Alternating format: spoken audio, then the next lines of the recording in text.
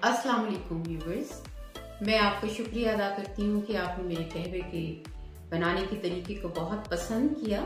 आज मैं अपने ही तरीके से आपको आटा गूंदने की तरकीब बताऊंगी। मुझे पूरी तरह यकीन है कि आप इसको भी पसंद करेंगे और मुझे मज़ीद अच्छी राय से भी आगाह करेंगे।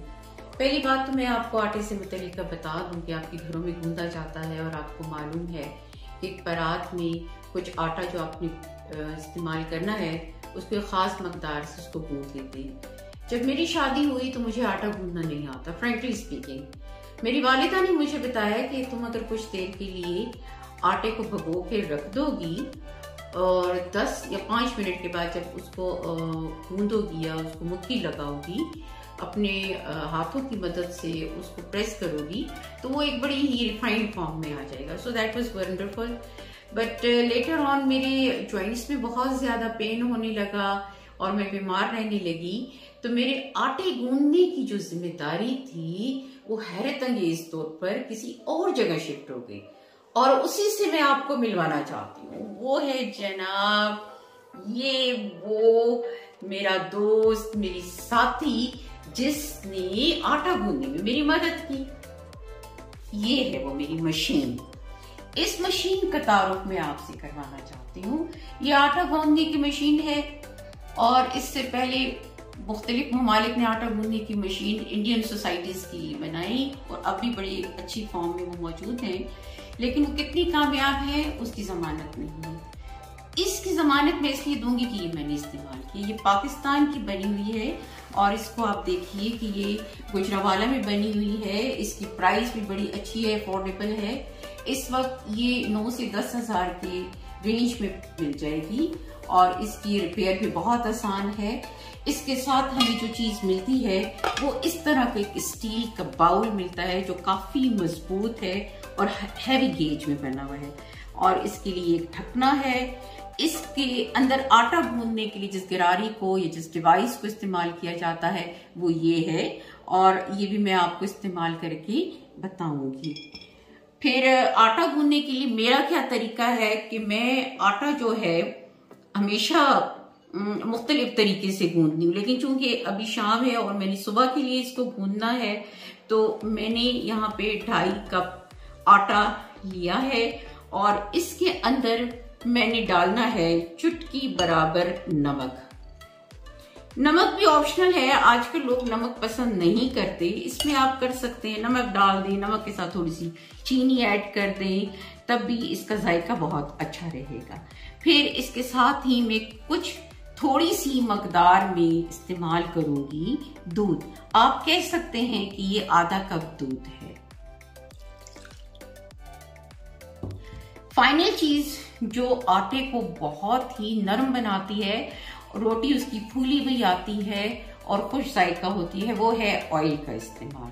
तो इसमें आप अपने अंदाजे से, लेकिन मैं आपको कहूँ कि 1 से 2 टेबल स्पून जो है वो इस्तेमाल आप कर सकते हैं।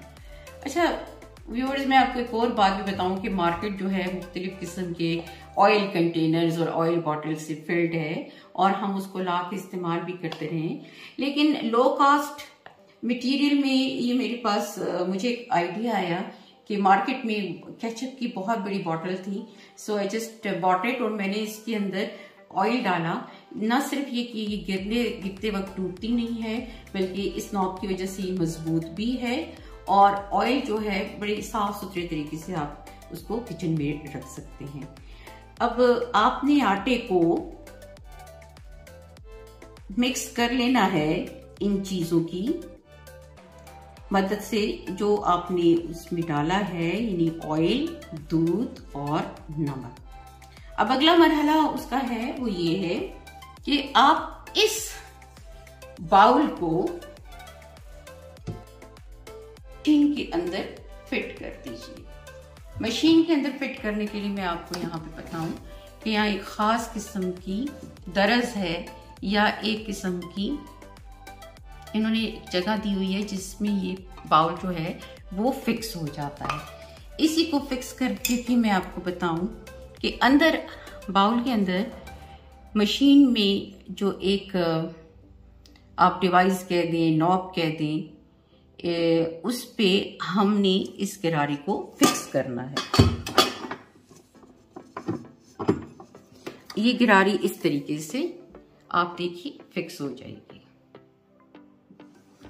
जब ये फिक्स हो जाएगी तो आप अपने इस आटे को, जो आपने आटा गूंदना है, उसको इसके अंदर डाल दें। अभी मैं आपको ये भी बताना चाहूंगी कि अगर आप बाउल के अंदर ये तमाम चीजों को शामिल नहीं करना चाहते तो it's not a big deal, कोई इसमें इश्यू नहीं है। आप ना भी करें तो आप इस बाउल के अंदर तमाम अशिया को इकट्ठा कर सकते हैं।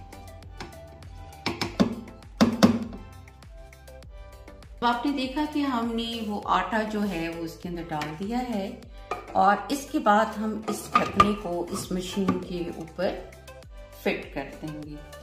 इस मशीन को फिट करने के बाद आप इस मशीन को ऑन कीजिए।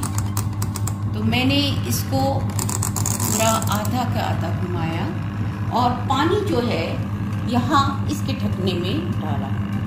ढकने में डालने का ये है कि इसके अंदर छोटे छोटे पोर्स हैं जिसकी वजह से पानी अंदर चला गया। जितने पानी में आटे को गूंथना है उतना ही हमने पानी डालना है, क्योंकि हम ऑलरेडी इसमें दूध का इस्तेमाल कर चुके हैं।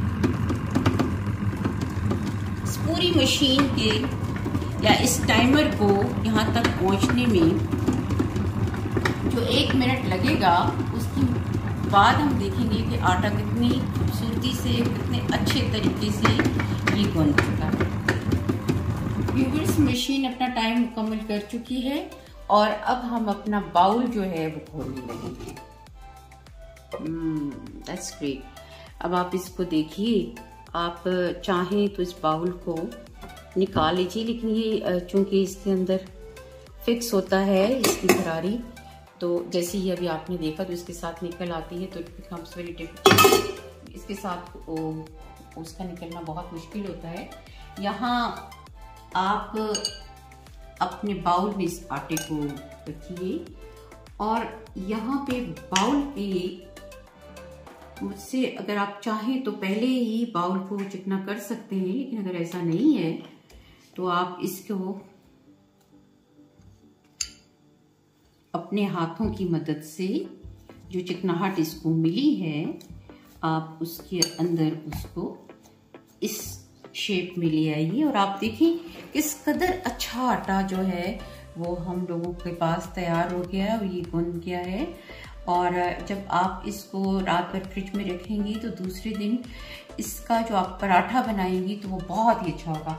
अब मैं आखिरी बात आपसे कहना चाहूँगी कि मशीनें तो बहुत सारी होती हैं, लेकिन मैंने ये महसूस किया और ये मेरी पर्सनल राय है कि पाकिस्तान की बनी हुई जो हैवी केट मशीनरी है जो आपके घर के इस्तेमाल में है, तो वो ज़्यादा देर पा होती है और हमारे साथ साथ वो काफ़ी अरसा जो है वो काट लेती है। तो व्यूअर्स, अपनी राय से मुझे ज़रूर आगाह कीजिएगा और आज के लिए अल्लाह हाफ़िज़।